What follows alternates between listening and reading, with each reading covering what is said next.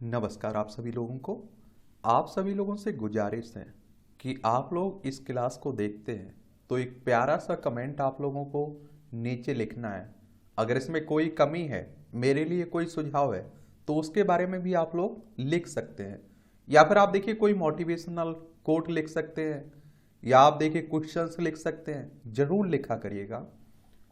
तो चलिए आज के दैनिक जागरण में क्या खास खबरें हैं उन्हें हम लोग एक एक करके देख लेते हैं। और याद रखिए दैनिक जागरण का राष्ट्रीय संस्करण है, तो इसमें आप लोगों को महत्वपूर्ण खबरें ही देखने को मिलेंगी। अभी आपने देखा है कि बिहार में हुई जातीय आधारित आधारित जनगणना, उसके आंकड़े जारी किए गए, तो उसी पर बातें भी हो रही है खूब। तो जगदलपुर में बोले पीएम कांग्रेस कर रही है जिसकी जितनी आबादी उसका उतना हक। और आप देखिए तो क्या हिंदू सारे हक ले लें, मोदी साहब कह रहे हैं। बिहार में जाति के जनगणना के आंकड़े सार्वजनिक होने के बाद विपक्ष को घेरा और कहा देश में सबसे बड़ी आबादी गरीबों की है, गरीब कांग्रेस हिंदुओं को देश बांटना चाहती है। एक तो आप सभी जानते हैं, देखिए क्या है कि हमारे यहाँ देश में राजनीति धर्म और जाति समुदाय पर ही होती आई है, और उसीलिए आप देखते हैं कि ये बातें भी होती रहती हैं।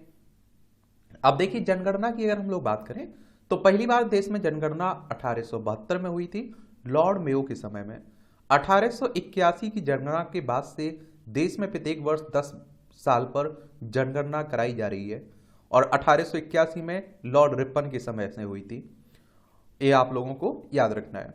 और जनगणना कानून आप देखते हैं कि 1948 और जनगणना नियम 1990 एक तरह से आप देखिए वैधानिक फ्रेमवर्क उपलब्ध कराते हैं। और भारत में आखिरी बार जातिगत जनगणना 1971 में हुई थी। जातियों की जनगणना की बात हो रही है कि इस जाति की संख्या इतनी, इस जाति की संख्या इतनी। 1971 41 में भी आंकड़े लिए गए थे लेकिन जारी नहीं किए गए थे। 2011 में आप देखिए आंकड़े एकत्रित किए गए परंतु उन्हें प्रकाशित नहीं किया गया, तो ये आप लोगों को याद रखना चाहिए। और केवल अनुसूचित जाति अनुसूचित जनजाति के ही आंकड़े जारी किए गए थे। और आप देखिए बहुत सारे लोग इसके पक्ष में हैं और बहुत सारे लोग इसके विपक्ष में हैं। स्वतंत्रता के बाद देश में पहली बार जनगणना वर्ष 1951 में हुई, और इस जनगणना में जातीय जनगणना का मुद्दा उठाया गया था। लेकिन उस समय के तत्कालीन गृह मंत्री सरदार पटेल ने जातिगत जनगणना का समर्थन नहीं किया था, और इससे सामाजिक ताने बाने बिगड़ने की संदेह जताया था उन्होंने कि अगर जातियों की जनगणना हुई तो वो कहेंगे हमारी इतनी, और दोनों में आपसी दुश्मनी बढ़ेगी। अब इसके पक्ष में जो लोग हैं वो क्या कहते हैं, भारतीय सामाजिक व्यवस्था में जाति का अत्यंत महत्व है, और अतः जातियों के संबंध में बिना विश्वसनीय आंकड़े के ना तो जाति की सामाजिक विवेचना की जा सकती है और न ही सामाजिक कल्याण की योजनाओं को सही तरीके से लागू किया जा सकता है। अब आप देखिए जाति आधारित जनगणना होगी तो जातियों की संख्या के बारे में मालूम चलेगा, उनकी समस्याएं क्या हैं उसके बारे में मालूम चलेगा, उन्हें क्या योजनाएं ला के ठीक किया जा सकता है, क्या किया जा सकता है उनके लिए, ये सब हो सकता है। जाति आधारित जनगणना को राष्ट्र निर्माण के लिए आवश्यक कदम के रूप में समझा जा सकता है। यह राष्ट्रीय एकता और सामाजिक समरसता स्थापित करने का एक अवसर है, क्योंकि राष्ट्रीय एकता और सामाजिक समरसता एक वर्ग को सत्ता एवं संसाधनों का के वैध हिस्से से वंचित करके हासिल नहीं की जा सकती है। और जाति आधारित जनगणना होगी तो मालूम चलेगा किसकी कहाँ हिस्सेदारी है, किस हिसाब से है। देश में जनगणना के समय अनुसूचित जाति और अनुसूचित जनजाति की गणना की जाती है, धर्म से संबंधित आंकड़े भी एकत्रित किए जाते हैं। ऐसी स्थिति में पिछड़ी जातियों से संबंधित आंकड़े ना लिया जाना उनके विकास की दृष्टि से उचित नहीं है। और लोग कहते हैं कि पशु पक्षी जानवरों की गिनती करवा सकते हो, इंसानों की गिनती नहीं करवा सकते हो। और आप देखते हैं कि जातियों के सशक्तिकरण से ही जाति व्यवस्था को समाप्त किया जा सकता है, इसलिए जातियों की सही स्थिति को जानना आवश्यक है। देश में शिक्षा, नियोजन, चुनाव में टिकट इत्यादि क्षेत्रों में जातियों को आधार बनाया जाता है। ऐसी स्थिति में जातिगत जनगणना आवश्यक है। जनगणना में आप देखिए पिछड़े वर्गों की गणना से उनके वास्तविक आंकड़ों के साथ ही उनकी शैक्षिक, आर्थिक, सामाजिक स्थिति के बारे में महत्वपूर्ण जानकारी प्राप्त होगी, यह उनके विकास के लिए आवश्यक है। और विभिन्न राज्यों के मुख्यमंत्रियों एवं राजनीतिक दलों के द्वारा जातीय जनगणना की मांग भी की जा रही है। तो एक देखिए सामान्य जानकारी जरूर रखिएगा जाति आधारित जनगणना पर, क्योंकि इससे क्वेश्चंस पूछे जाएंगे। जनगणना से क्वेश्चंस आपकी परीक्षाओं में हर साल पूछे जाते हैं। पारुल अन्नू को स्वर्ण एथलेटिक्स में मिला आधा दर्जन पदक, 9 पदक जीते भारत ने मंगलवार को हांगजू एशियाई खेलों में। जो 19वें एशियाई खेल हो रहे हैं ना, उसी की बात हो रही है। और 69 हुई भारत के पदकों की संख्या, इसमें 15 स्वर्ण भी शामिल हैं। और पारुल ने होंग्यू में जीता दूसरा पदक। ये आप देखिए महिलाओं की 5,000 मीटर दौड़ में स्वर्ण पदक विजेता पारुल चौधरी। और महिलाओं की आप देखते हैं कि 5,000 मीटर दौड़ में पारुल चौधरी ने आप देखते हैं दिलाया स्वर्ण पदक। महिलाओं की भाला फेंक स्पर्धा में अन्नू रानी ने प्राप्त किया पहला स्थान। पुरुषों की 8,000 मीटर दौड़ में मोहम्मद अफजल व तेहरी कूंद में प्रवीण चित्रावाली को मिली है चांदी। पुरुषों की डेकाथलॉन में भारत की तेजस्विनी शंकर ने जीता रजत पदक। महिलाओं की 400 मीटर बाधा दौड़ में किया विद्या रामराज को मिला कांस्य। मुक्केबाजी में प्रीति नरेंद्र को सेमीफाइनल में हार के बाद कांस्य से करना पड़ा संतोष। और आप देखिए कैनोए 1,000 मीटर डबल्स स्पर्धा में अर्जुन सुनील ने जीता ऐतिहासिक कांस्य पदक। और ये चाइना में हो रहे हैं। कहाँ हो रहे हैं? चाइना में। देखिए चाइना हमारा पड़ोसी, लद्दाख, हिमाचल प्रदेश, उत्तराखंड, सिक्किम और आप देखिए अरुणाचल प्रदेश से सीमा लगती है। ये आप लोग जरूर याद रखिएगा इसमें। और देखिए पहली बार 1951 में दिल्ली में हुए थे, भारत में हुए थे। और आप देखिए कि 2018 में जकार्ता में हुए थे, इंडोनेशिया में। और अगले कहाँ होना है? जापान में होना है। कहाँ होना है? जापान में होना है। ये आप लोग याद रखिएगा, इससे क्वेश्चन पूछे जाते हैं हर साल। हर कितने 4 साल में होते हैं ना, ये आप लोगों को मालूम होना चाहिए। अब 2026 में होंगे, 2022 के हैं, ये भी आप लोगों को याद होना चाहिए। इस तरह के क्वेश्चंस याद रखा करिए, कई बार पूछ लेता है। कहाँ? जापान में होंगे 2026 के। 41 राजनयिकों को 10 अक्टूबर तक वापस बुलाए कनाडा। ये भारत का विदेश मंत्रालय पहले ही कह चुका है कि दोनों देशों की राजनयिकों की संख्या को बराबर करना है। एक तो आप देखते हैं कि भारत और कनाडा के बीच जिस तरह के रिश्ते चल रहे हैं ना, उसी की बात हो रही है। न्यूज क्लिक से जुड़े 100 से अधिक स्थानों पर छापे, प्रधान संपादक समेत 2 गिरफ्तार हुए हैं। वेब पोर्टल से जुड़े कई पत्रकारों को हिरासत में लिया गया है। लंबी पूछताछ। दिल्ली, नोएडा, गाजियाबाद, गुरुग्राम व मुंबई में की गई छापेमारी। चीनी कंपनियों के जरिए आप देखिए 38 करोड़ की संदेह फंडिंग के मामले में एक कार्रवाई हो रही है। न्यूज क्लिक एक वेब पोर्टल है ना, देखते होंगे आप लोग। नीतीश बोले हमारा मकसद सभी लोगों को आगे बढ़ाना है। और महाराष्ट्र के एक और अस्पताल में 24 घंटे में 14 मरीजों की मौत, ये आप देखेंगे। नवजात शिशु भी इसमें शामिल हैं। भूकंप के झटके से हिला उत्तर भारत, नेपाल तथा केंद्र। भूकंप का मतलब होता है देखिए भूमि का कांपना एक तरह से, ठीक है। और नेपाल में काठमांडू से 700 किलोमीटर दूर तवांग में 6.3 व 5.3 की तीव्रता के 2 झटके लगे हैं। दिल्ली, एनसीआर समेत उत्तर भारत में भी भूकंप के कई झटके महसूस किए गए हैं। और ये सब आप लोग, मुझे लगता है कि जब आप लोग पढ़ते हैं ना, क्या पढ़ते हैं, भूगोल पढ़ते हैं, तो सब जानकारी इकट्ठी रखा करिएगा, ठीक है। इलेक्ट्रॉन के अध्ययन के लिए 3 वैज्ञानिकों को भौतिकी का नोबेल पुरस्कार मिला है। अमेरिका की आप देखिए पेरे एगोस्टिनी, स्वीडन की एनी और जर्मनी की फेरेंक क्राज साझा करेंगे पुरस्कार। बीमारियों की बेहतर तरीके से पहचान में अहम भूमिका निभा सकता है यह अध्ययन। एनी भौतिकी का नोबेल पुरस्कार जीतने वाली 5वीं महिला है। एक बात और आपको, आज हम क्या करेंगे, एक क्लास लाएंगे नोबेल पुरस्कार के बारे में, अल्फ्रेड नोबेल के बारे में, तो एक सामान्य जानकारी आपको हो जाएगी। और परमाणु के भीतर अति अल्प अवधि में इलेक्ट्रॉन की गतिविधियों का गहन अध्ययन करने के लिए 3 वैज्ञानिकों को इस बार भौतिकी का नोबेल पुरस्कार संयुक्त रूप से प्रदान किया गया है। यह अध्ययन अमेरिका के, ये नाम जरूर याद रखिएगा, अमेरिका के हैं फेरे एगोस्टिनी, जर्मनी के फेरेंक क्राज और स्वीडन की विज्ञानी है एनी एल हुइलियर। ये नाम याद रख लीजिए, क्वेश्चन पूछे जाते हैं हर साल आपके एग्जाम में। और एनी भौतिकी का नोबेल पुरस्कार पाने वाली 5वीं महिला है। यह अध्ययन इन विट्रो डायग्नोस्टिक तकनीक से बीमारियों की बेहतर पहचान करने में महत्वपूर्ण भूमिका निभा सकता है और इससे इलेक्ट्रॉनिक क्षेत्र में की नई संभावनाएं बनेंगी। Royal Swedish academy of science ने के महासचिव हेंस एलेग्रेन ने मंगलवार को स्टॉकहोम में भौतिकी के नोबेल पुरस्कार की घोषणा की। ये अब आप देखिए दिसंबर में दिए जाएंगे, अक्टूबर में घोषणा होती है। और एकेडमी के अनुसार इन विज्ञानियों के अध्ययन ने एटो सेकेंड से भी कम समय में अणु और परमाणु के भीतर इलेक्ट्रॉन की गतिविधियों को समझने के लिए सशक्त आधार उपलब्ध कराया। एटो सेकेंड समय की अति सूक्ष्म इकाई है। भौतिकी में नोबेल पुरस्कार चयन समिति की सदस्य इवा ओल्सन के अनुसार एटो सेकेंड को समझने के लिए दिल का एक धड़कन के बराबर की समयावधि को 1006 से 6 बार विभाजित किया होता है। और इसमें स्पष्ट है कि इन तीनों वैज्ञानिकों ने कितने अल्प अवधि में इलेक्ट्रॉन की गतिविधियों का अध्ययन किया है।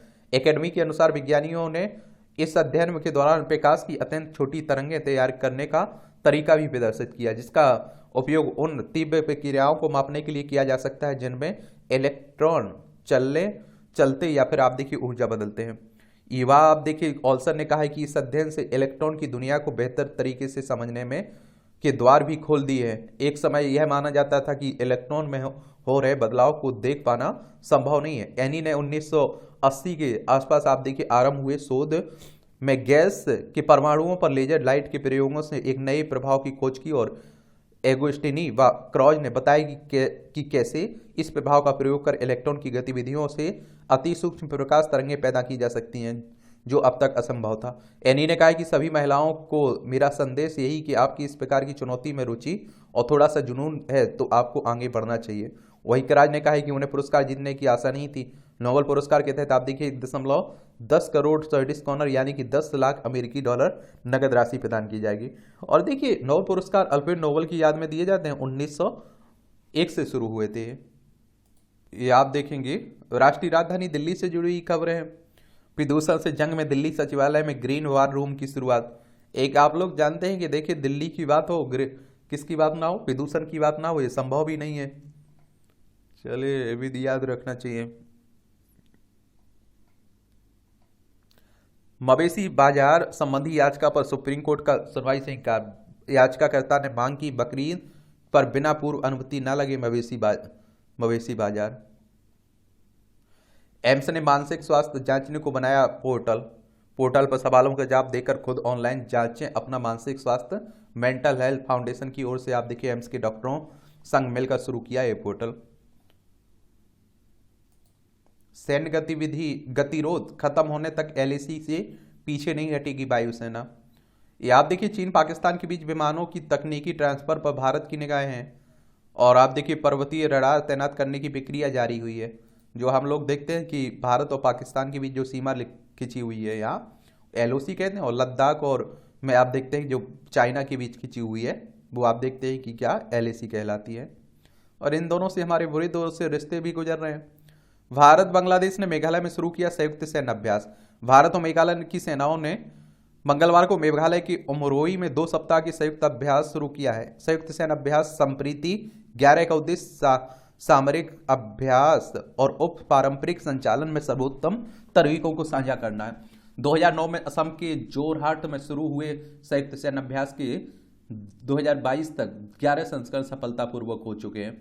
एक बात आपको बता दूं, 2009 से शुरू हुआ था, इसका नाम क्या है, संप्रीति 11 है। ये पूछ लेता है आप लोगों से।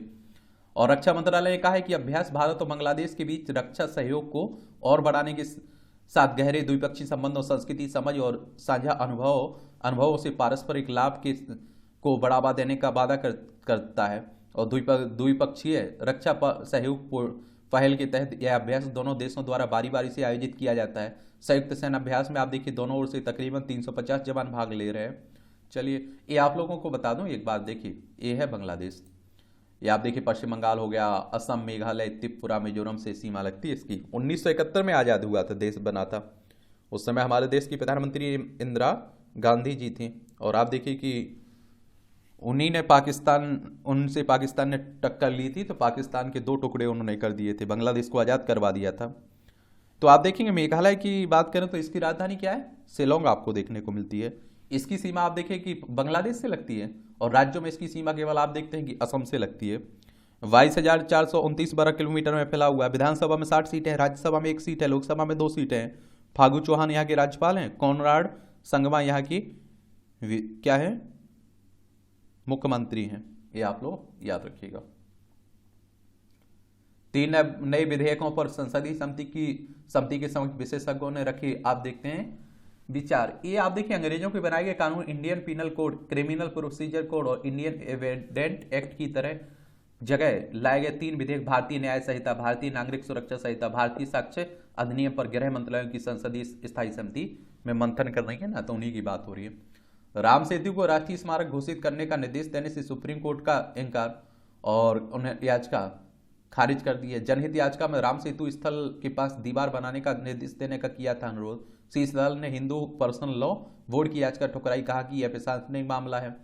और आप लोगों को एक और बात बता दूं, सुप्रीम कोर्ट की बात करें तो हमारी सर्वोच्च अदालत है। संविधान के अनुच्छेद 124 को पढ़िए आप लोग, इसकी स्थापना की बात की गई है। 28 जनवरी 1950 में इसकी स्थापना हुई थी, ठीक है।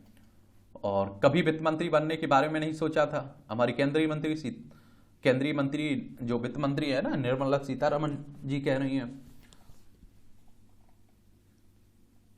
पीएम की अपील पर साफ सफाई के लिए जुड़े 8.75 करोड़ लोग।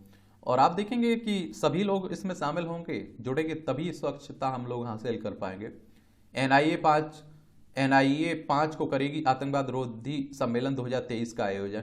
नेशनल इन्वेस्टिगेशन एजेंसी की बात हो रही है। और आप देखते हैं नई दिल्ली में इसका हेडक्वार्टर है, 2008 में इसकी स्थापना हुई थी और दिल्ली में ये किया जाएगा, ठीक है। और इस सम्मेलन में आतंकवाद विरोधी मुद्दों, वित्त पोषण से लेकर अंतर्राष्ट्रीय और खालिस्तानी जैसे प्रतिबंधित आतंकी संगठनों के साथ गैंगस्टरों के संबंध आदि पर चर्चा की जाएगी।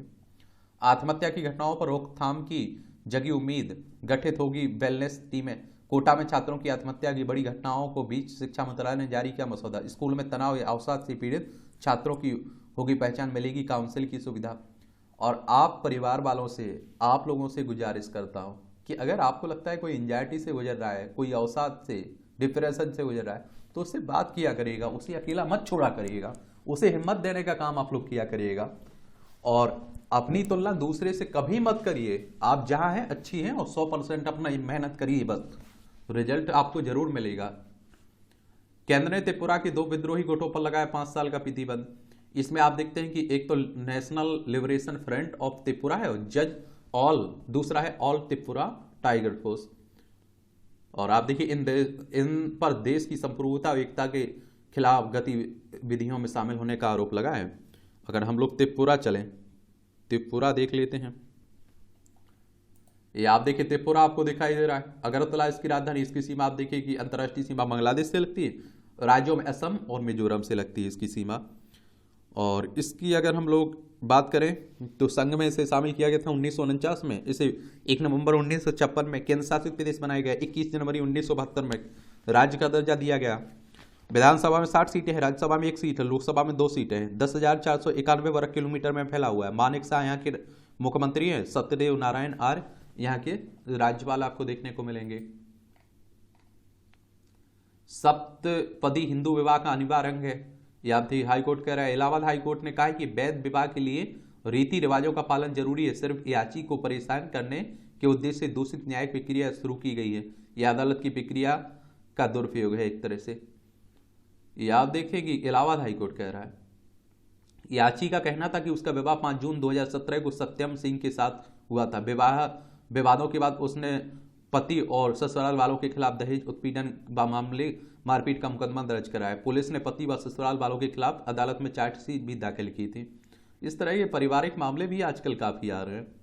पीएम स्वनिधि योजना के लाभार्थियों की संख्या 50 लाख हुई। आवास और शहरी मामलों के मंत्रालय के तत्वाधान में चलाई जा रही प्रधानमंत्री स्ट्रीट वेंडर आत्मनिर्भर निधि योजना लाभार्थियों की संख्या 50 लाख करोड़ 50 लाख के आंकड़ों की पार कर गई है। चलिए अब आप देखिए इसी साल छत्तीसगढ़, मध्य प्रदेश, राजस्थान में चुनाव है आपके। फिर अगले साल लोकसभा के चुनाव आ गए, अभी तेलंगाना में भी आपके चुनाव है। तो आप देखते हैं वही राजनीति चल रही, खूब आरोप प्रत्यारोप एक दूसरे पर।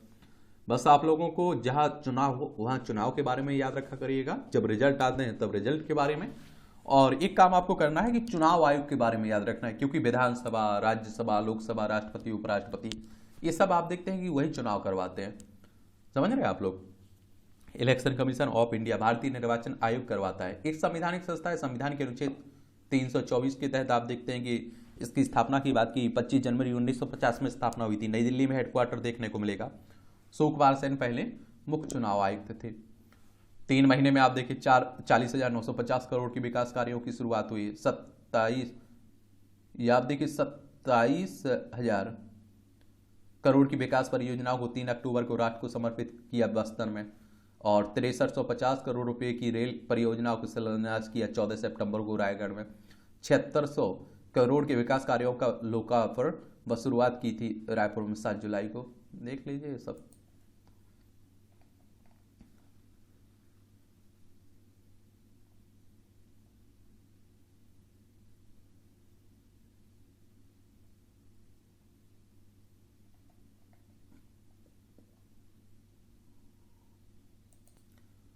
अब आप देखिए जाति आधारित जनगणना पर पूरी बातें छिड़ी हुई हैं। ओबीसी क्रीमी लेयर के दायरे को बढ़ाने का केंद्र सरकार ले सकती है फैसला।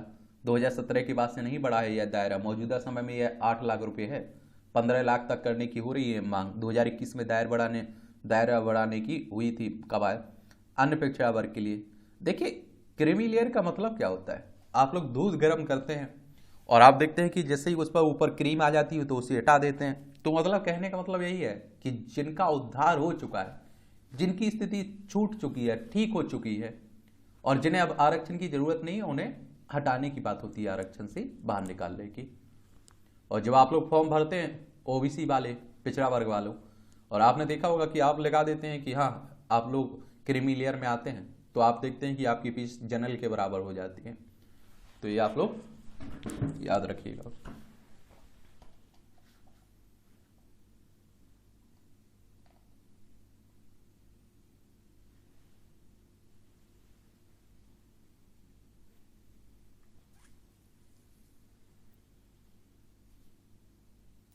ये आप देखिए भारत की आध्यात्मिक परंपरा की भाग है माता अमृतानंदमयी। मोदी साहब कह रहे हैं, ये आप देखेंगे माता अमृतानंदमयी के 70वें जन्मदिन के अवसर पर प्रधानमंत्री मोदी ने वीडियो के संदेश के माध्यम से उनकी लंबी आयु की बात की है।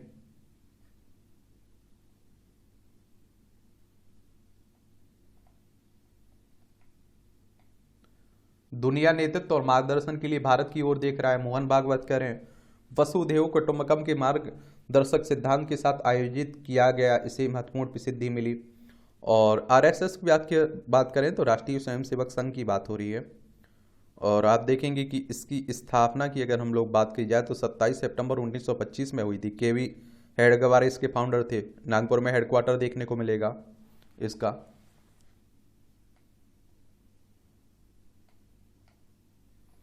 राष्ट्रीय एकता का संदेश देने लाल चौक से निकली यशस्विनी। श्रीनगर से गुजरात के लिए सीआरपीएफ की महिला कर्मियों की बाइक रैली रवाना। उपराज्यपाल ने दिखाई झंडी। महिला बाइक अभियान को नारी शक्ति का प्रतीक माना जा रहा है। अच्छी बात है। असम में बाल विवाह के खिलाफ अभियान में 1000 से अधिक लोग गिरफ्तार हुए हैं। एक बात आप लोग खुद सोच के देख लीजिए कि आज आप देखिए कानून है, स्वतंत्र सरकार है, पुलिस व्यवस्था है, सब कुछ होने के बाद इतने बाल विवाह होते हैं। तो आप सोचिए आजादी के पहले क्या हालत रही होगी।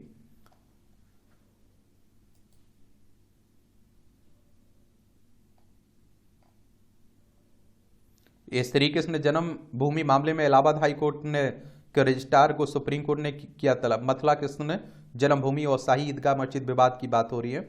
ये आप लोगों को बताया था ना मैंने, एक सामान्य ज्ञान के नाम से प्ले लिस्ट सूची बनी हुई, इसमें पूरा ऐतिहासिक बैकग्राउंड हम लोगों ने देखा हुआ है उसका। तो यहाँ भी हिंदू मुस्लिमों का विवाद चल रहा है।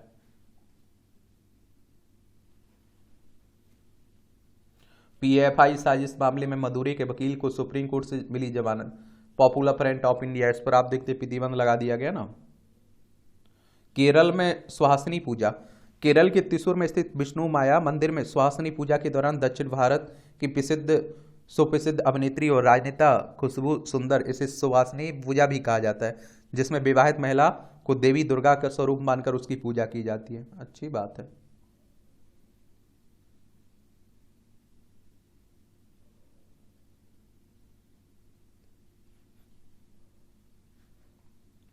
पारंपरिक होम स्टे विलेज पहाड़ी गांव से रोक रहा पलायन। उत्तराखंड में उत्तरकाशी जिले के रैथल गांव में नवाचार, अन्य ग्राम भी प्रेरित हो रहे हैं इससे। अच्छी बातें हैं, सब कुछ अच्छी बातें हैं और ये अच्छी बातें हैं।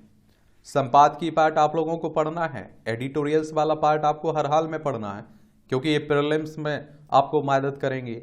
आंसर राइटिंग जब मुख्य परीक्षा में आप जाएंगे वहां मदद होगी, निबंध लिखेंगे तब भी आपको मदद मिलेगी, और एक सामान्य जानकारी आपको मिलती है।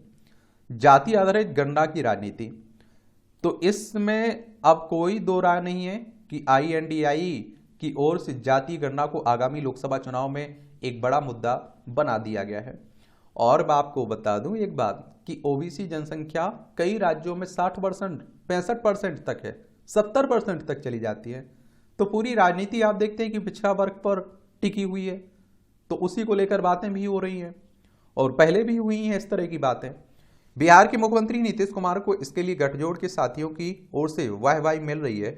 उनके पास कहने के लिए भी है कि मैंने जो कहा उसे कर दिखाया। पहली नज़र में यह तर्क गले उतरता है कि जब आरक्षण का आधार जातियां हैं तो क्यों ना यह देख लिया जाए कि कहाँ किस जाति की कितनी संख्या है, उनकी आर्थिक, सामाजिक और शैक्षिक स्थिति कैसी है। जाति गणना के पक्ष में सबसे प्रबल तर्क यही है। नीतीश सरकार ने जाति गणना के आंकड़े तो जारी किए हैं, लेकिन अब यह देखना दिलचस्प होगा कि इनका इस्तेमाल वहां किस तरीके से होता है। बिहार सरकार कर रही है, सरकार की नीतियों में इन आंकड़ों की वास्तविकता दिखाई देगी। और इसके मायने क्या है? क्या जिस जाति की जितनी संख्या बताई गई है उसके अनुसार ही उन्हें आरक्षण और अन्य सरकारी योजनाओं का लाभ दिया जाएगा, या फिर आप देखिए फिर उसका उपयोग अलग तरीके से किया जाएगा। जातीय गणना का उद्देश्य और क्रियान्वयन की स्पष्ट रूपरेखा सामने होनी चाहिए थी। यह तभी संभव होता है जब सामाजिक न्याय की सैद्धांतिक सोच से काम होता है। नीतीश कुमार ने जब भाजपा से अलग होने का मन बना लिया तभी से आप देखिए जातीय गणना की आवाज उठाई, और अन्यथा पहले उनका जोर बिहार को विशेष राज्य का दर्जा दिलाने तक सीमित था। क्या इसका कारण यह था कि देश में लोग हिंदुत्व की राजनीति की ओर आकर्षित हुए हैं? चुनावी सर्वेक्षण प्रमाणित करते हैं जहां भी भाजपा का जनाधार है वहां कुछ स्थानों को छोड़ दें तो पिछड़ों, दलितों, आदिवासियों का सर्वाधिक मत उसके खाते में जाता है, और उसके बाद सबसे अधिक ओबीसी सांसद हैं। यह विडंबना है कि सामाजिक न्याय और उसके एक पहलू आरक्षण को राजनीति का सबसे बड़ा हथियार बना लेने के कारण उसका वास्तविक उपयोग परिणाम एवं समीक्षा की विवेकपूर्ण गुंजाइश ना के बराबर रह गई है। और इसका कारण यही है कि दलितों, पिछड़ों के नाम पर राजनीति करने वाले नेता और पार्टियां इसका उत्तर नहीं दे सकती कि उन्होंने अपने लंबे शासनकाल में क्या किया। मंडल आयोग की सिफारिश से लागू होने के बाद 1990 से लगातार लालू यादव और नीतीश कुमार बिहार की सत्ता में हैं। एक खुद को दलितों और पिछड़ों का मसीहा कहते हैं, और आप देखते हैं कि मगर आखिर 33 वर्षों में बिहार की दुर्दशा का अंत क्यों नहीं हुआ है? बिहार इतना पिछड़ा क्यों है? जीएसटी संग्रह में बिहार का स्थान नकारात्मक है। विकास के अन्य मापदंडों जैसे प्रति व्यक्ति आय, रोजगार सृजन, निवेश आदि में भी बिहार पिछड़ी राज्यों में से है। और जबकि लंबे समय तक बिहार जैसी दशा ही शिकार रहा है, उत्तर प्रदेश अब बिहार विकास की नई ऊंचाइयां छू रहा है। लालू यादव का शासनकाल कुशासन का उदाहरण है। नीतीश कुमार बड़ी उम्मीद लेकर आए और आरंभिक 5 वर्षों के तक उन्होंने सुशासन दिया भी, और राजनीतिक महत्वाकांक्षा के कारण वह उस दल के साथ गए जिस पर उन्होंने ही जंगल राज का आरोप लगाया। तेजस्वी यादव के नेतृत्व में राजद बदली हुई पार्टी है तो दिखनी भी चाहिए। बिहार के सामाजिक, सांस्कृतिक, आर्थिक उन्नयन की दृष्टि से आशा जगाने वाले कदम उठाते हुए देखे तो विश्वास हो कि वाकई ऐसा है। जाति गणना के आंकड़ों के अनुसार जिन जातियों परिवारों को आरक्षण का लाभ ज्यादा मिला है उन्हें अलग करके तो जो वंचित हैं उन तक लाभ पहुंचाने की नीति बने माना जाएगा कि जाति गणना का उद्देश्य विवेकपूर्ण है। समस्या यह है कि आंकड़ों में कई जातियों की संख्या पर प्रश्न उठ रहे हैं। जातिगत गणना के आंकड़ों के अनुसार 14.27% यादव, 17% से ज्यादा मुसलमान लालू और तेजस्वी के MY यानी मुस्लिम यादव समीकरण की दृष्टि से सत्ता तक पहुंचाने के लिए पर्याप्त है। नीतीश की कुर्मी जाति 3% से भी कम है। जाति समीकरण के अनुसार बिहार में लंबे समय तक लालू परिवार के नेतृत्व में ही राज्य की सत्ता रहनी चाहिए। अंगड़ी जातियों में आप देखिए ब्राह्मण, भूमिहारों, राजपूतों की संख्या इतनी कम है कि जातीय समीकरणों की राजनीति में उनकी हैसियत ही नहीं रहेगी। जाति गणना के बाद बिहार के साथ देश में भी हलचल है। यदि एक वर्ग जाति गणना रिपोर्ट की सामाजिक स्थिति की सच्चाई नहीं मानेगा तो उसकी विश्वसनीयता क्या रहेगी और उसका राजनीति पर भी असर होगा ही। संभव है कि बिहार की राजनीति में MY समीकरण के विरुद्ध नए जातीय समीकरण बने।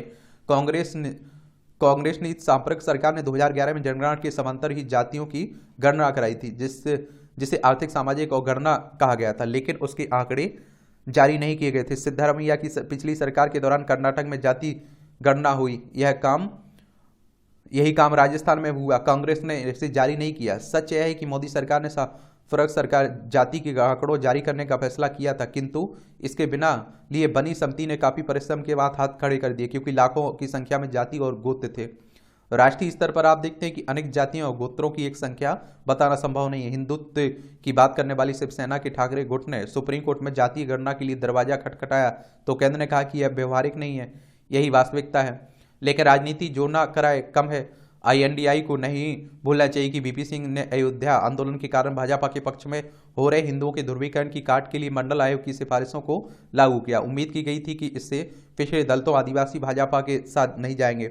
अगले चुनाव में जनता दल का ही सफाया हो गया और भाजपा ने 1991 में 121 सीटों के साथ भारी जीत दर्ज की और इसलिए जातीय गणना को लेकर राजनीतिक लक्ष्य साधने का काम करना बहुत ठंडे दिमाग से विचार करें। लेखक राजनीति विश्लेषक व वरिष्ठ स्तंभकार हैं अवधेश कुमार, इनके द्वारा आर्टिकल लिखा गया है। दुर्भावना से भरा पश्चिमी मीडिया। यह कनाडा के प्रधानमंत्री जस्टिन ट्रूडो की ओर से खालिस्तानी आतंकी हरदीप सिंह निज्जर की हत्या के कथित भारतीय एजेंट का हाथ होने का सनसनीखेज आरोप लगाए जाने के साथ ही यह मामला दुनिया भर में एक बड़ा मुद्दा बन गया है। इसलिए और भी अधिक क्योंकि अमेरिकी सुरक्षा सलाहकार ने यह कहा कि इस मामले में किसी को छूट नहीं दी जा सकती है। इसी के साथ पश्चिमी मीडिया का एक हिस्सा भारत को दोषी बताने और पश्चिमी देशों को उसके खिलाफ कठोर कार्रवाई करने की सलाह देने में जुट गया है। हालांकि निज्जर एक आतंकी था और एक समय वह कनाडा एवं अमेरिका की नो फ्लाई लिस्ट में भी शामिल था, फिर भी पश्चिमी मीडिया उसे पुजारी, प्लम्बर, सिख नेता आदि बताता रहा। द इकोनॉमिस्ट ने अपनी इस आशय की खबर को 5 दिन में कम से कम 6 बार एक्स पर पोस्ट किया है। यदि भारत निज्जर की हत्या में शामिल पाया गया तो पश्चिमी देशों को सीधे नरेंद्र मोदी के प्रति सख्ती बरतनी चाहिए। फाइनेंशियल टाइम्स में जो निज्जर को लेकर इतना द्रवित हुआ कि उसने लिखा है कि वह अपने हाथों से किचन साफ करता था और छात्रों की मदद करता था, वह उसके लिए पितातुल्य था। वॉशिंगटन पोस्ट ने लिखा कि निज्जर शांतिपूर्ण लोकतांत्रिक तरीके से सिखों के लिए अलग होमलैंड की मांग कर रहा था। अमेरिकी न्यूज एजेंसी AP ने उसे सिख एक्टिविस्ट बताया। यह सब तब लिखा जा रहा है जब असॉल्ट राइफल लिए हुए उसकी कई फोटो इंटरनेट मीडिया पर प्रसारित हो रही हैं। BBC यह बता रहा था कि पश्चिमी देशों को भारत को रूस, ईरान और सऊदी अरब जैसे काम करने की अनुमति नहीं देनी चाहिए। BBC ने यह बताना कि जरूरत नहीं समझी कि किस इस तरह के काम अमेरिका और इजराइल को भी करने की इजाज़त नहीं दी जानी चाहिए। न्यूयॉर्क टाइम्स ने निज्जर को सिख एक्टिविस्ट कहकर संबोधित किया। वही न्यूयॉर्क टाइम्स है जिसने तालिबान के सबसे खूंखार आतंकी सरगना निराजुद्दीन हक्कानी का एक लेख इसके बावजूद प्रकाशित किया था कि FBI ने उस पर $50 लाख का इनाम घोषित कर रखा था। और उसने इस लेख में लिखा था कि तालिबान लड़कियों की पढ़ाई का पक्षधर है, अलकायदा का भोंपू कहे जाने और कतर सरकार के पैसे से चलने वाले अल जजीरा ने लिखा कि यदि भारत निज्जर की हत्या में शामिल पाया जाता है तो यह अंतर्राष्ट्रीय नियमों का उल्लंघन होगा। पश्चिम मीडिया ने यह बताने की कोई जरूरत नहीं समझी कि निज्जर अवैध दस्तावेजों के सहारे रवि शर्मा के नाम से कनाडा पहुंचा और वह आप देखिए एक हिंदू पुजारी की हत्या के साथ एक सिनेमा घर में विस्फोट के लिए जिम्मेदार था। और पश्चिम मीडिया ने यह भी नहीं बताया कि भारत ने उस पर 10 लाख रुपए का इनाम घोषित कर रखा है। और पश्चिमी मीडिया ने इस तथ्य की भी अनदेखी करना जरूरी समझा कि कनाडा ने प्रारंभ में निज्जर की नागरिकता आवेदन को ठुकरा दिया था। जब उसने वहां की एक महिला से शादी कर ली तब भी उसे नागरिकता का पात्र नहीं समझा गया। कोई नहीं जानता है कि बाद में कैसे वह वहां की नागरिकता पा गया है। माना जाता है कि उसे नागरिकता दिलाने का काम ट्रूडो की पार्टी के एक खालिस्तानी समर्थक सिख सांसद ने किया था। सच जो भी हो, कनाडा भारत से आगे खालिस्तानी आतंकियों, गैंगस्टरों, नशा तस्करों की सुरक्षित शरण स्थली है। पश्चिम मीडिया एक और जहां जस्टिन ट्रूडो के आपुष्ट आरोपों को सही मानकर चल रहा है, वहीं यह बताने से गुरेज कर रहा है कि कनाडा में किस तरह भारतीय राजनयिकों को किलर बरदाने वाले पोस्टर सार्वजनिक स्थलों पर लगाए गए। पश्चिम की मीडिया संस्थानों ने यह पूछने की भी जहमत नहीं उठाई कि जब निज्जर की हत्या की जांच जारी है और कनाडा पुलिस उसके हत्यारे के नाम तक नहीं जान सकी, तब फिर जस्टिन ट्रूडो इस नतीजे पर कैसे पहुंच गए कि उसकी हत्या भारत का हाथ है। पश्चिम मीडिया का भारत विरोधी और पक्षपातपूर्ण रवैया नया नहीं है। वह इस श्रेष्ठताबोध से ग्रस्त है कि भारत समेत दुनिया को वही करना चाहिए जैसा कि वह लिखता है और बोलता है। यह श्रेष्ठताबोध इतना अधिक है कि प्राय वह नस्ली दुर्भावना से भरा दिखने लगता है। पश्चिम मीडिया ने अपने लिए अलग मानदंड बना रखे हैं और शेष दुनिया के लिए अलग। इसी कारण पश्चिम में घटी किसी आतंकी या हिंसक घटना में मारे गए लोगों के सब या लहूलुहान व्यक्तियों के फोटो कभी दिखने को नहीं मिलते हैं, लेकिन शेष विश्व में इस तरह की घटनाओं में मारे गए लोगों के सब दिखाने में उसे कोई आपत्ति नहीं होती है। अपनी इसी मानसिकता के कारण कोविड काल में जहां भारत में जलती चिताओं की फोटो प्रमुखता से दिखाई गई, वह अमेरिका, यूरोप में कोविड से मरे लोगों को दफनाने में हो रही देरी और अन्य तरह की अव्यवस्था के फोटो मुश्किल से ही देखने को मिले। यूक्रेन युद्ध को लेकर भी पश्चिम मीडिया को यह रास नहीं आया। भारत तटस्थता का परिचय रहा है। इसे जम्मू कश्मीर के अनुच्छेद 370 हटाए जाने भी भी नहीं पचा था। और जब से आप देखिए पश्चिम मीडिया के दोहरेपन को उजागर करना शुरू किया, तब से वहाँ के मीडिया संस्थान यह कहने लगे हैं कि भारतीय मीडिया को विश्व के मामलों को सही समझ नहीं है। यह वही पश्चिम मीडिया है जिसने न केवल इराक में जनसंघात हथियार खोज लिए थे, बल्कि उस पर हमले को आवश्यक भी बताया था। वास्तव में वह कभी कभी चीनी सरकार के अखबार ग्लोबल टाइम्स को भी मात करता दिखता है। लेखक दैनिक जागरण में एसोसिएट एडिटर हैं राजीव सचान, इनके द्वारा आर्टिकल लिखा गया है। जीवन की परीक्षा। जब हम भी कोई सामान खरीद कर लाते हैं तो उसकी कुछ कमियों के बावजूद उसमें उससे समझौता कर ताल बैठा लेते हैं। वही जब लोगों की बारी आती है तो हमें ऐसा कोई समझौता नहीं करते, उन्हें कोई रियायत नहीं देते। हम लोगों को तब तक पूरी तरह पसंद नहीं करते जब तक कि वे हमारी कसौटी पर 100% खरे ना उतरें। चलिए पढ़ लिया अगर ये अच्छा कॉलम लिखा जाता है। ये आप देखेंगे स्वच्छता का संदेश। 15 दिनों तक चल रहे स्वच्छता ही सेवा अभियान में करोड़ों लोगों के सम्मिलित होने और 8.5 लाख से अधिक स्थानों पर सफाई किए जाने का आंकड़ा उत्साहित करने वाला। यही बताता है कि स्वच्छता को लेकर लोग जागरूक हो रहे हैं और साफ सफाई को लेकर अपनी दायित्वों को समझ रहे हैं। 15 दिनों के स्वच्छता अभियान के अंतर्गत गांधी जयंती के एक दिन पहले यानी 1 अक्टूबर को साफ सफाई के लिए 1 घंटा देने की प्रधानमंत्री ने जो अपील की थी वह भी प्रभावी दिखी। इस अपील के जरिए आप देखिए जिस तरह देश भर में नेताओं, अधिकारियों के साथ आम लोगों और विशेष रूप से छात्रों समेत करोड़ों लोगों ने सार्वजनिक स्थलों पर साफ सफाई में सहयोग दिया है, उससे यही पता चलता है कि प्रधानमंत्री की बात लोगों को प्रभावित और प्रेरित करती है और इससे उनकी लोकप्रियता भी रेखांकित होती है। स्वच्छता ही सेवा अभियान का प्राथमिक उद्देश्य साफ सफाई को लेकर सामुदायिक भागीदारी को बढ़ावा देना, स्वच्छ पड़ोस, गांव, कस्बे एवं नगर के महत्व को बल देना है और था। इस अभियान का एक अन्य उद्देश्य सफाई कर्मचारी यानी कि सफाई मित्रों के कल्याण पर विशेष ध्यान देना भी था।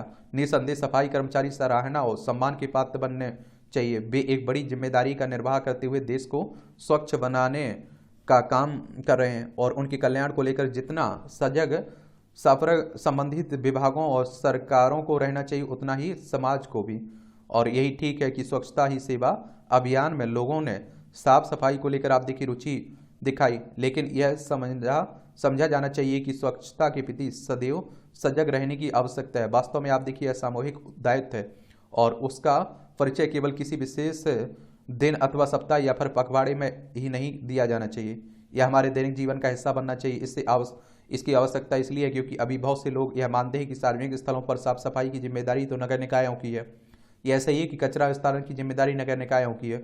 इस दिशा में अभी काफी कुछ किया जाना शेष है, लेकिन हमारे सार्वजनिक स्थल साफ सुथरे रहें इसकी चिंता देश के हर नागरिक को करनी चाहिए और उन्हें इसमें अपना योगदान भी देना चाहिए, तत्पर रहना चाहिए। अभी औसत भारतीय अपने घर के भीतर और बाहर सफाई को लेकर जितना सचेत रहता है उतना सार्वजनिक स्थलों को स्वच्छ रखने के प्रति सजग नहीं दिखता है।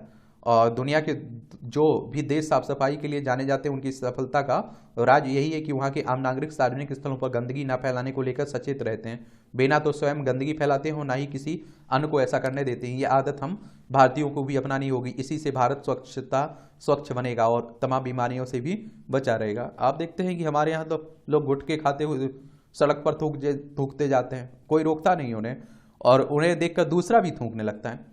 इको टूरिज्म पर्यावरण दृष्टि से महत्वपूर्ण। उत्तराखंड में राज्य सरकार आर्थिकी व पारिस्थितिकी में समन्वय पर विशेष जोर दे रही है। इस कड़ी में वन क्षेत्र को भी रोजगार की दृष्टि से जोड़ने के लिए इको टूरिज्म को बढ़ावा दिया जा रहा है। इससे लगभग 2 लाख लोगों को आप देखिए रोजगार से जोड़ने का लक्ष्य है। समग्र रूप से देखें तो सरकार की इस पहल के पीछे भी आर्थिकी व पारिस्थितिकी के मध्य बेहतर तालमेल की मंशा छिपी नजर आती है। और दरअसल इको टूरिज्म ऐसा विषय है जिसमें आप देखते हैं प्रकृति ने से छेड़छाड़ किए बगैर पर्यटन गतिविधि यहाँ और संचालित की जाती है और साथ ही पर्यटकों को प्रकृति के संरक्षण के लिए भी प्रेरित किया जाता है। और यह भी राज्य में इस तरह की पहल लंबे समय से हो रही है, लेकिन आप देखिए यह सब छितरे स्वरूप में है। ऐसे में इसे आशानुरूप परिणाम नहीं आ पाएंगे। अब इसे गंभीरता के साथ आगे बढ़ाने की तैयारी, इसमें वन क्षेत्रों विशेषकर वन पंचायतों को शामिल करने की बेहद योजना बनाई गई है। वन पंचायतों के साथ ही यदि अन्य कोई संस्था अथवा व्यक्ति इसके लिए आगे आते हैं तो उससे उनके लिए कई तरह की रियायतें प्रावधान भी किए गए हैं। यदि वन पंचायतों को इको टूरिज्म एक नए स्थलों विकसित करती है तो उन्हें कुल राजस्व का केवल 10% ही सरकार को देना होगा। शेष राशि का उपयोग वह संबंधित स्थल के विकास के साथ ही सुविधाएं विकसित करने में खर्च कर सकती हैं। काफ़ी संख्या में वन पंचायतों के साथ ही संस्थाओं ने इसमें रुचि दिखाई। इस सब के बावजूद आगे के पिछले अनुभवों को देखते हुए किंतु परंतु भी कम नहीं है, और ऐसे में सरकार को पूरी गंभीरता के साथ ही इको टूरिज्म की दिशा में कदम बढ़ाने होंगे। यह सुनिश्चित करना होगा कि जो भी पंचायतें अथवा संस्था इको टूरिज्म की गतिविधियों संचालित करें वह वनों के संरक्षण में अपनी सक्रिय भागीदारी करें। और देखिए, पर्यटन क्षेत्र अर्थव्यवस्था में हमारी बड़ा योगदान देता है। एथेनॉल उत्पादन में आत्मनिर्भरता। बीते दिनों केंद्रीय सड़क परिवहन एवं राजमार्ग मंत्री नितिन गडकरी ने देश में जैव ईंधन एथेनॉल से चलने वाली पहली car Toyota Innova high cross को लॉन्च किया है। इस कार के बारे में यह जानना दिलचस्प है कि यह दुनिया की पहली 100% एथेनॉल से चलने वाली कार है। इसे टोयोटा किर्लोस्कर मोटर्स ने ऑटोमोटिव रिसर्च एसोसिएशन के साथ मिलकर बनाया है। यह 1 लीटर ईंधन में शहरों की सड़कों पर 28 जबकि राजमार्गों में 35 किलोमीटर का माइलेज देने में सक्षम है। एथेनॉल ईंधन पर केंद्रित कार की शुरुआत स्वच्छ ऊर्जा की दिशा में एक क्रांतिकारी कदम है। याद रहे कि नरेंद्र मोदी सरकार द्वारा एथेनॉल मिश्रित ईंधन को बढ़ावा दिया जा रहा है, और इसी का परिणाम है कि आज देश में पेट्रोल के साथ 10% एथेनॉल मिश्रित किया जाता है। वहीं केंद्र सरकार वर्ष 2025 तक पेट्रोल में 20% एथेनॉल मिश्रण E20 की दिशा में प्रयत्नशील है। जीवाश्म ईंधन में जैव ईंधन की बढ़ती प्रतिशतता तथा एथेनॉल का बढ़ता इस्तेमाल प्रदूषण मुक्त और आत्मनिर्भर ऊर्जा की दिशा में एक महत्वपूर्ण पहल है। एथेनॉल पहली बार 1796 में जोहान टोबियास लुविट्ज द्वारा चारकोल के माध्यम से एथेनॉल को फिल्टर करके प्राप्त किया गया था। इसका पहला उपयोग 1826 में एक इंजन को शक्ति देने के लिए किया गया था। यह एक जल रहित एल्कोहल है जिसमें आप देखिए स्टार्च की उच्च मात्रा होती है, रंगहीनता और एक विशिष्ट विषैली गंध इसकी प्रमुख विशेषता है। एथेनॉल का उत्पादन मुख्यतः गन्ने से होता है, लेकिन अब कच्चे माल के रूप में आप देखिए चावल, मक्का, गेहूं, चुकंदर और अन्य कृषि अवशिष्टों का भी प्रयोग किया जाने लगा है। यह अक्षय ऊर्जा का पूर्ण रूप से जैविक और स्वदेशी और अपेक्षा के सस्ता स्रोत है। एथेनॉल संरक्षण पर जोर देने से किसान अन्नदाता के साथ साथ आप देखिए ऊर्जादाता की भूमिका भी निभा पाएंगे। ऐसा अनुमान है कि एथेनॉल को बढ़ावा देने से ग्रामीण और कृषि क्षेत्र को समृद्धि से 6 से 8% तक बढ़ जाएगी। और इस संबंध में केंद्रीय परिवहन मंत्री नितिन गडकरी का कहना है कि जिस दिन एथेनॉल अर्थव्यवस्था 2 लाख करोड़ रुपए हो जाएगी उसी दिन कृषि विकास दर आप देखिए मौजूदा 12% से बढ़कर 20% हो जाएगी। और इस तरह एथेनॉल का बढ़ता इस्तेमाल देश को कई मोर्चों पर प्रगति के पथ पर अग्रसर रखने में कामयाब होगा। बहरहाल एथेनॉल हरित ईंधन का एक बेहतरीन स्वरूप है। एथेनॉल का उत्पादन किसानों के लिए वरदान साबित हो सकता है और इसके इस्तेमाल पर्यावरण संरक्षण की दिशा में भी एक बड़ा कदम है। यह जैव ईंधन कार्बन उत्सर्जन में कटौती के साथ ही साथ देश के आर्थिक लाभ भी प्रदान करेगी। चलिए, अच्छा कॉलम है। ये छोटे छोटे कॉलम रहते हैं, ये आप लोग पढ़ लिया करिएगा। ब्रह्मांड की उत्पत्ति के रहस्य से उठेगा पर्दा। माना जाता है कि जब ब्रह्मांड का जन्म हुआ था तब ग्रह, नक्षत्र और तारे बनाने वाले पदार्थों के समान एंटीमैटर यानी पित्ती पदार्थ भी बराबर मात्रा में मौजूद थे। आज भी पदार्थ की तरह एंटीमैटर भी हर जगह मौजूद बताया जाता है, लेकिन ये हमारी आंखों से ओझल है। और आप देखिए, शोध पत्रिका नेचर में प्रकाशित एक नए अध्ययन से यह उम्मीद जगी है कि अब एंटी मैटर को पहचानना तथा उसकी गतिविधियों को जानना आसान हो जाएगा और संभव है कि इसकी मदद से ब्रह्मांड के जन्म की गुत्थी भी सुलझाई जा सकेगी। इसमें एंटी मैटर बनाना हुआ संभव इससे। चलिए, पढ़ते रहा करिए। प्रसिद्धि का कवि फॉर्मूला। खरी खरी तंज कसा जाता है। निकाय का चुनाव पर संशय आप देखेंगे, ये कहा उत्तराखंड में। विपक्षी दलों की एकजुटता का सवाल। अब आप लोगों को बताया ना कि देखिए, एक तो ये विपक्षी एकता जो हो रही ना, ये बड़ा मुश्किल है। अगर हो जाता है फिर भी तो भारतीय जनता पार्टी को भारी नुकसान उठाना पड़ेगा, इसमें दो राय नहीं होनी चाहिए। त्योहारी सीजन से पूरी आर्थिकी को मिलेगा लाभ। रियल एस्टेट से लेकर ऑटोमोबाइल, फोन व अन्य होम अप्लायंस की बिक्री बढ़ोतरी की उम्मीद है। बिल्कुल सही बात है। और डॉलर में मजबूती से सोना व चांदी के भाव में गिरावट। अगस्त में सेवा निर्यात में 8.4% की बढ़ोतरी हुई। मारुति सुजुकी ने 2159 करोड़ रुपए का कर मांगा है। और 9.6% रहेगी होगी ब्लू डार्क की डिलीवरी सेवाएं। और इलेक्ट्रिक डेटोनेटर की आयात व उत्पादन पर लगेगी रोक सरकार ने। और हिंडी के सभी कारों में मिलेगी 6 ईयरबैग। महंगा कच्चा तेल किसी के हित में नहीं, हरदी पूरी कह रहे हैं। $100 से ऊपर की कीमत गई तब भी भारत को नहीं होगी जानदार दिक्कत। मोबाइल मैन्युफैक्चरिंग में भारत दूसरे स्थान पर है। देखिए, भारत दूसरे स्थान पर है इसमें।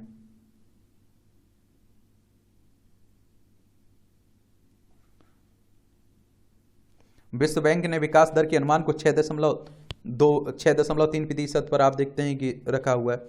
और आप देखिए वैश्विक एजेंसी ने कहा कि सेवा क्षेत्र में के दम पर हासिल होगी वृद्धि दर, खाद्य पदार्थों की कीमतें घटने से धीरे धीरे कम होगी महंगाई दर।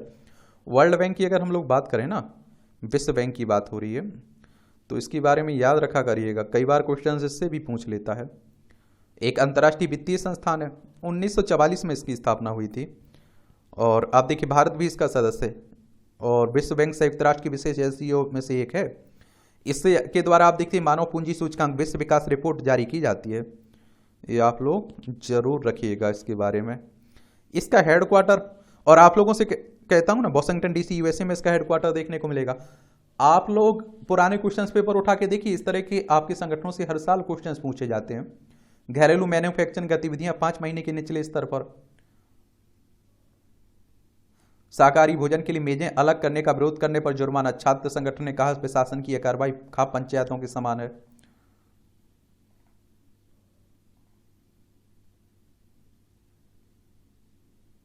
ये 36 वर्ष बाद विदेशी कंपनी की दलील, भोपाल जिला न्यायालय को सुनवाई का अधिकार नहीं। भोपाल गैस कांड 2 दिसंबर 1984 की रात को हुआ था गैस रिसाव, तब आरोपित कंपनी नहीं हुई थी कोर्ट में पेश। पहली बार कंपनी की ओर से 2 अधिवक्ताओं ने रखे जिला अदालत में, आप देखते हैं।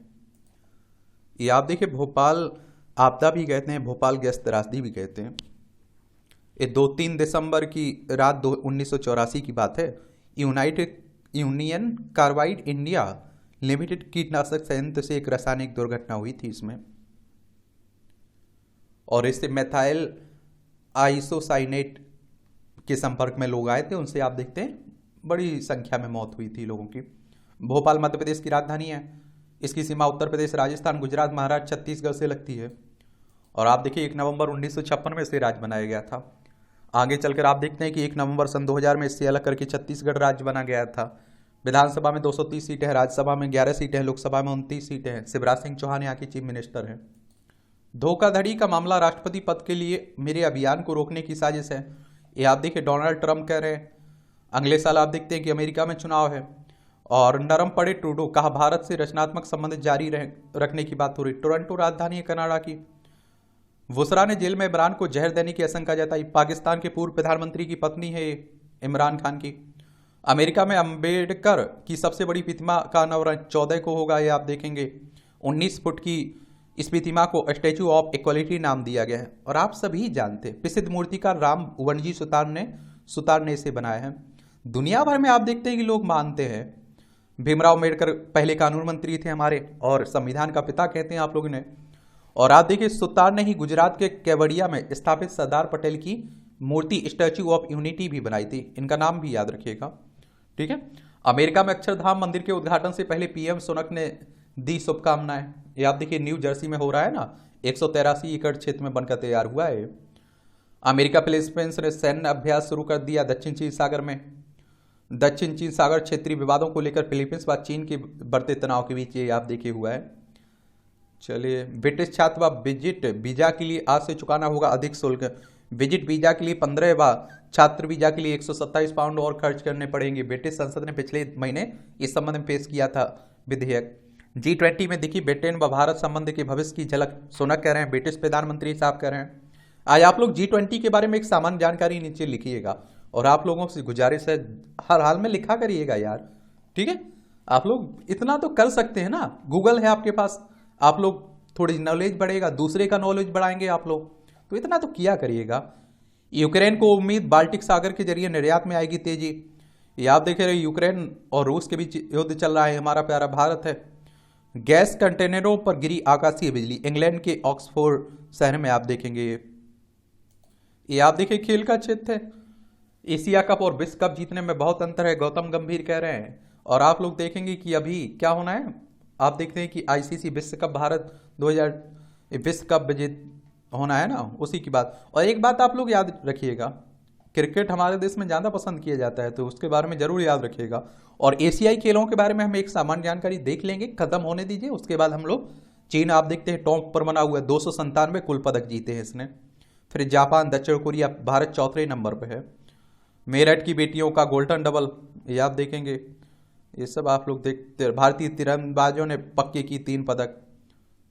इन सब खिलाड़ियों के बारे में, उनके बारे में हम लोग जरूर जानेंगे। अकेलापन है बड़ी बीमारी का कारण, देख लीजिए। स्वास्थ्य के लिए कड़वा है किंतु मीठा।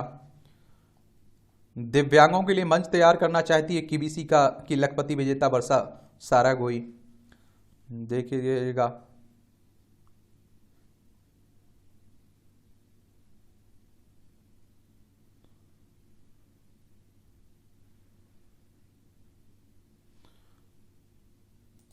यहाँ भी आपको जनरल नॉलेज की जानकारी मिल जाती है, परीक्षा के पॉइंट व्यू से भी पॉइंट मिल जाते हैं।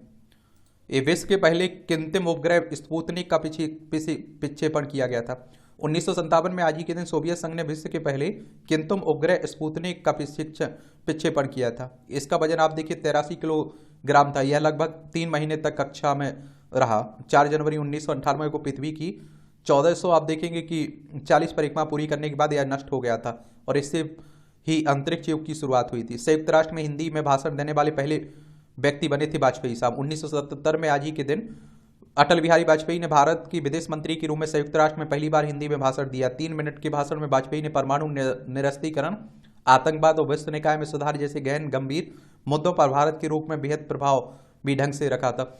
और संयुक्त राष्ट्र की बात करें तो यूनाइटेड नेशंस की बात हो रही। 24 अक्टूबर 1945 में इसकी स्थापना हुई थी। न्यूयॉर्क में हेडक्वार्टर देखने को मिलेगा। रामचंद्र शुक्ल ने लिखा था हिंदी साहित्य का सबसे प्रमाणित इतिहास। महान साहित्यकार आचार्य रामचंद्र शुक्ल का जन्म 1884 में आज ही उत्तर प्रदेश के बस्ती जिले में हुआ था। कैरियर की शुरुआत में अध्यापन किया। इसी दौरान लेखन में रुचि लेने लगे और उनकी योग्यता से प्रभावित होकर आप देखिए काशी नगर विचारणी सभा ने उन्हें हिंदी शब्द का सागर का सहायक संपादक नियुक्त किया। 1929 में हिंदी साहित्य का इतिहास की रचना की और इसे हिंदी साहित्य का सबसे प्रमाणिक इतिहास माना जाता है। वह काशी हिंदू विश्वविद्यालय में के हिंदी विभागाध्यक्ष भी रहे। सूरदास, रस मीमांसा, चिंतामणि उनकी प्रमुख कृतियां थीं। अमेजन के जंगल में सूखा और आप देखिए 100 डॉल्फिनों की मौत हुई है। यहाँ पानी की कमी देखने को मिल रही है। ग्लेशियर संकेत देते हैं कि ज्वालामुखी कब फट सकता है। दक्षिण अमेरिका स्थित 37 बर्फ से ढके ज्वालामुखी का किया गया अध्ययन। भूगर्भीय हलचल शुरू होने की तेज गति से सिकुड़ने लगता है ग्लेशियर। एक सप्ताह में एक ज्वालामुखी फट रहा है। विश्व भर में 500 लोगों की मौत होती है औसतन ज्वालामुखी फटने से। और आप लोगों को एक और बात बता दूं, ज्वालामुखी को पृथ्वी का सेफ्टी वॉल्व भी कहते हैं। समझ रहे हैं आप लोग। जिस तरह से आप लोग देखते हैं कि कुकर में से अगर सीटी ना लगी हो तो बड़ा हलचल हो सकता है, तो फायदेमंद भी रहता है। कहते हैं कि ज्वालामुखी फटना। कम रेडिएशन से सिर व गर्दन कैंसर का प्रभावी इलाज संभव होने की बात हो रही है। अनुसंधान कह रहे हैं बकरी का दूध निकालने वाला स्वचालित प्लांट मथुरा में खुला। देश का पहला सरकारी प्लांट। 2.5 मिनट में एक साथ 12 बकरियों का दूध निकलेगा। और बकरी के दूध के फायदे भी। बकरी की दूध शरीर की प्रतिरोधक क्षमता बढ़ाते हैं। ये आसानी से पच जाता है। टीबी, डेंगू और चिकनगुनिया में डेंगू में यह काफ़ी फायदेमंद होता है। आप लोग देखते होंगे, आपको सलाह भी दी जाती है कि जब कभी इस तरह की बीमारी कुछ भी हो, परेशानी हो, तो चिकनगुनिया, डेंगू, टीबी, तो आप देखते हैं कहा जाता है कि बकरी का दूध पीजिए। 12 का उल्का पिंडों ने बनाई कलाई घड़ी के नाम रिकॉर्ड। अब तक आपने सोना, चांदी, हीरा, अन्य बहुमूल्य रत्नों से जड़ित कलाई घड़ियों के बारे में सुना होगा, लेकिन स्विट्जरलैंड की लेस एटेलियर्स लुइस मुइनेट कंपनी ने उल्का पिंडों से जुड़ी हुई खास कलाई घड़ी बनाई है। ये मूवियों से जुड़ी खबरें हैं, पढ़ लिया करिएगा,